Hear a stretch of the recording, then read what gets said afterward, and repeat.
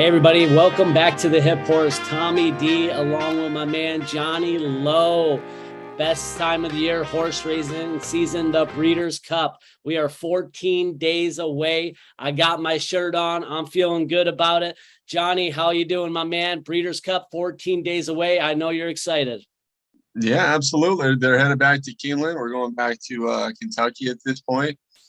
It's going to be interesting. There's the Classic. We're going to have probably the heaviest favorite that we've had in the history of the race.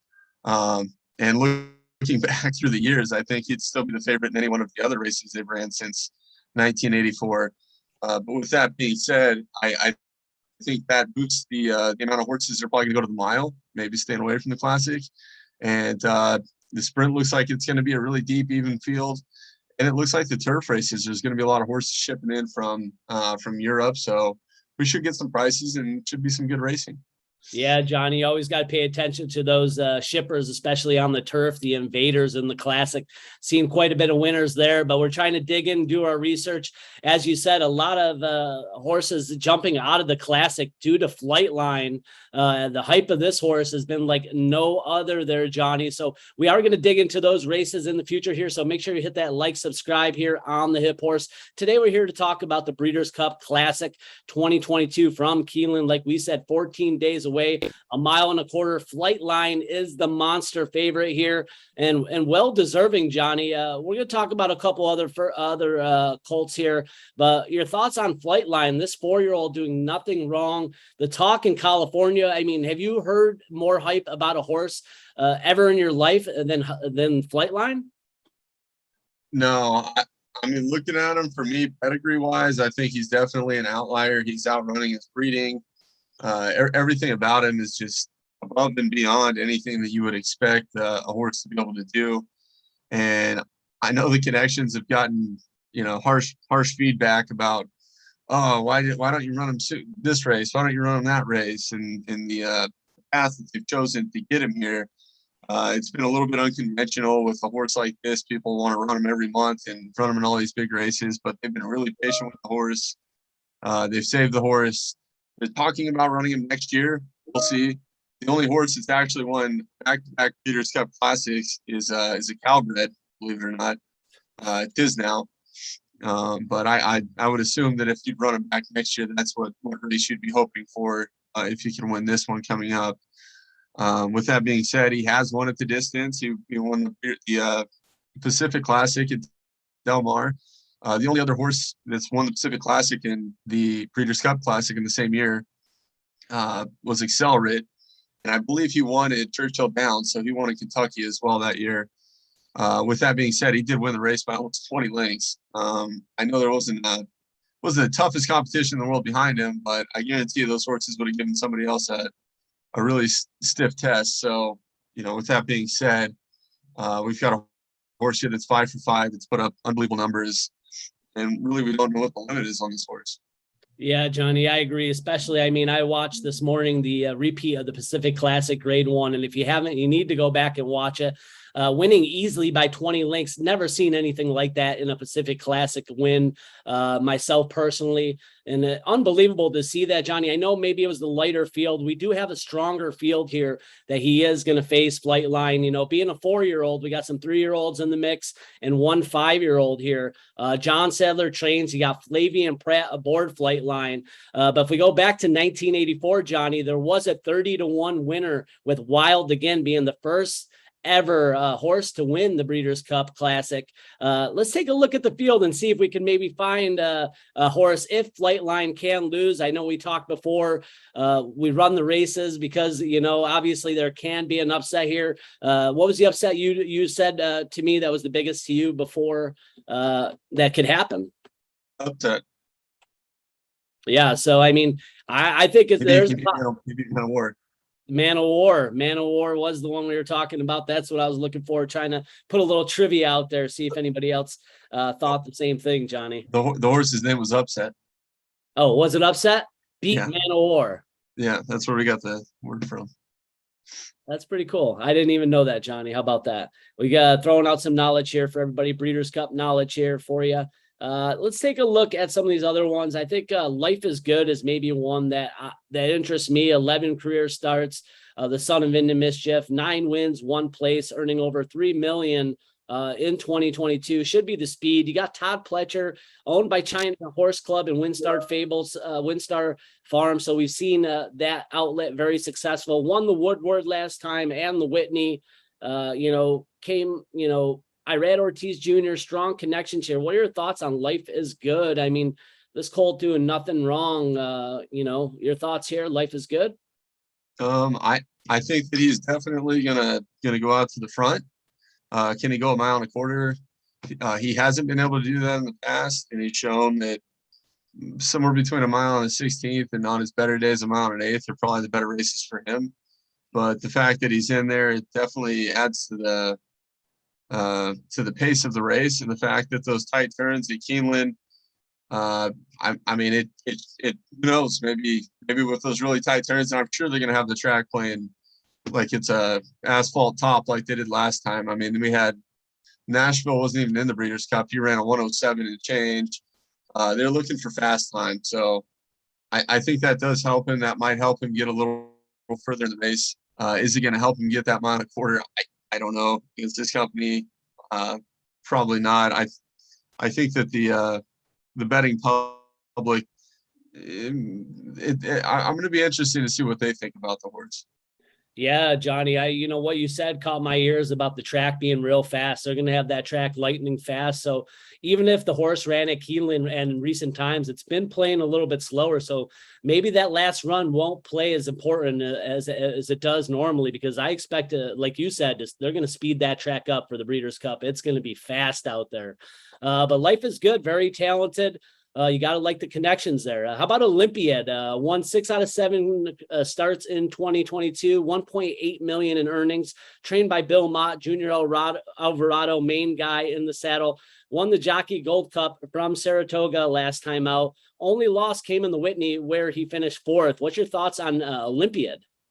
Yeah, he hasn't done a whole lot wrong. This horse has been super consistent this year. The Whitney was the only race that he lost in that race. He ran against Life is Good.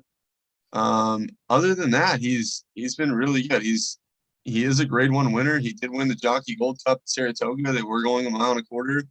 So you could put him on the list of horses that have won a mile and a quarter in a grade 1 race. With that being said, Happy Saver, Life is Good, Hot Rod Charlie were all in the Whitney against him. They all did finish ahead of him, but maybe he just had a bad day. I'm not sure. I mean, he finished over 9 lengths off of the leader. I don't think he's that much worse than Life is Good, and especially the more they stretch out, he should be closer to the pace and maybe possibly even a pace factor as well.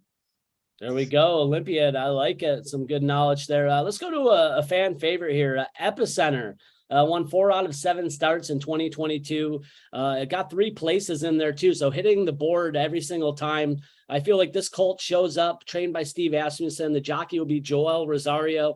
I think it shows up every time. It showed up big in New York to win the Travers from Saratoga impressively. The 3-year-old campaign, won the Risen Star, the Louisiana Derby, the Jim Dandy, and the Travers. 2nd in the Preakness, 2nd in the Derby. Epicenter, Johnny. I mean, this horse always shows up, the son of Not This Time. What are your thoughts of Epicenter? So Epicenter is another horse that's ran multiple times at a mile and a quarter. His mile and a quarter win at Saratoga was 2 seconds faster than Olympiad's. Now, it might be comparing apples to oranges there, but just keep in mind it is the same track. Epicenter won the Travers in dominant fashion. I mean, the other horses really didn't have a chance to catch him. He looked like he was a monster. He's definitely improving, and he's going for 3-year-old of the year. I think if he runs a nice race here, he beats the other 3-year-olds in the race. He's probably going to get that title, even though he didn't win the Kentucky Derby or the Preakness. I can't see another horse, 3-year-old, taking that title from him if he runs well here. Yeah, Epicenter is going to be a strong one. Always shows up, so should be in the mix regardless. Don't know if it's going to have the juice to get past Flightline, but we'll find out there. The next one, Johnny, I know this is one. If you've been following us on the Hip Horse, we do appreciate you. And then Johnny's been talking about this one quite a bit. Taiba, another lightly raced colt, 5 starts under the belt, the 3 wins, 1 place for the son of Gun Runner, who was a classic winner, showed back up in a big way in the Pennsylvania Derby. You must have liked that, Johnny. Won the Santa Anita Derby in its 2nd career start. Bob Baffert trains. You get Money Mike Smith aboard. Taiba, how do you feel about Taiba coming into this race, the Breeders' Cup Classic, Johnny? So he's coming out of a really strong performance in the Pennsylvania Derby. I don't really know how he lost to Haskell. I felt like he was a better horse. I thought maybe the horse on the rail, Cyberknife, kind of snuck in there. You didn't see him. He picked it up late. He's kind of a lazy horse in the morning, and you really have to ride him to get him going. But he's got a long stride. He keeps his head down. He breathes real well. He's got a good pedigree, and I think he's going to move forward as he matures and he develops and he gets more races under his belt. This is a race where I think they're definitely trying to beat Epicenter. I think that's the goal. Are they going to beat Flightline? That might make him maybe not horse of the year, but at least 3-year-old of the year, if he can come out and do that. And I think he has the talent. I mean, he could definitely come off the pace. I think if he goes out to the front and tries to go with Life is Good, it might turn out like it did in the Kentucky Derby for him. But if he sits back and he's patient, he gets a nice rail trip, there's a good chance that he could be in the mix coming down the stretch. Yeah, I mean, you got to like Bob Baffert coming into this pretty confident with Taiba, especially after a big win there in the Pennsylvania Derby. I like the chances here. Another one in the mix, Happy Saver, the only 5-year-old in the race here. 12 starts under this belt, 5 wins, 5 place, 1 show. Son of Super Saver, 3rd place finish in 2022, including the Ali Sheba, the Metropolitan, and the Whitney. Trade by Todd Pletcher, you Hall of Fame rider Johnny V. Happy Saver, one of those horses that always seem to show up. Any thoughts on your Happy Saver here? So Happy Saver, he's the oldest horse in the race, and he doesn't really have much of a knack for winning races lately. He's over 4 this year and wins, but he does have 3 second place finishes, and he is really good at just picking up the pieces. If the pace is too hot, he'll come trotting down the stretch. And I think that he's a horse that you'd have to look out if you're making, even though it's a smaller field, if you want to make a super factor or something like that. He's a horse that definitely has a shot at hitting the board. He's just so consistent at doing that. He's got 12 lifetime races. He's hit the board 11 times. Yeah, Johnny, I like where your head's at, looking to see where you can utilize some of these horses. Like you said, Happy Saver might be one of those ones. It might be a fast pace to pick up the pieces there at the end, passing some tiring horses there. All right, Johnny, let's take a look at Rich Strike, the Kentucky Derby winner. Not sure if it's going to enter the field yet. Still on the fence here. Eric Retrade, Sonny Leone. I mean, having the dream ride of a lifetime in Churchill Downs, making history there at a big price. Came back 6th in the Belmont, 4th in the Traverse, 2nd in the Lucas. What are your thoughts of Rich Strike, this deep closer? So Rich Strike's last couple races, he just got beat by Hot Rod Charlie down the stretch. I mean, they were neck and neck.